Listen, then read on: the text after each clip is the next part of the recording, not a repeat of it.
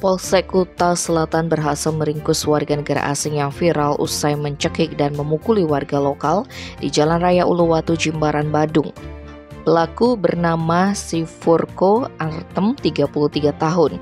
Bule berkebangsaan Rusia itu ditangkap di tempat tinggalnya Villa Puri Bendese, Desa Unggasan, Kuta Selatan, Badung pada Jumat 8 September. Hal itu disampaikan Kapolsek Kuta Selatan Kompol Nyoman Karang Adiputra. Pihaknya pun langsung menetapkan bule itu sebagai tersangka tindak pidana penganiayaan terhadap warga Bali bernama Igede Bakta Swarsana. Adapun berdasarkan hasil pemeriksaan, peristiwa kekerasan ini bermula ketika pacar dari Gede Bakta mengetok-ngetok mobil yang dibawa teman tersangka saat parkir di TKP pada Selasa 27 Juni lalu, sebab mobil tersebut menghalang jalan.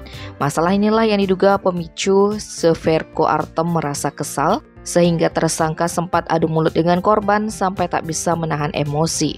Lalu bule asal negeri beruang merah itu mencekik leher dan memukul korban menggunakan tangan kosong. Berikutnya video insiden tersebut pun sempat viral di media sosial. Gede Bakta yang melaporkan penganiayaan yang dialami tersebut ke Polsek Kuta Selatan.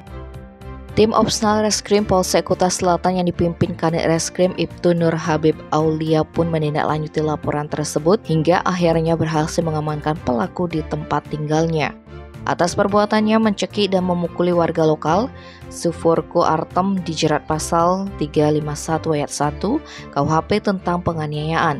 Ancaman hukuman penjara maksimal 2 tahun 8 bulan. Tim Bali Express melaporkan.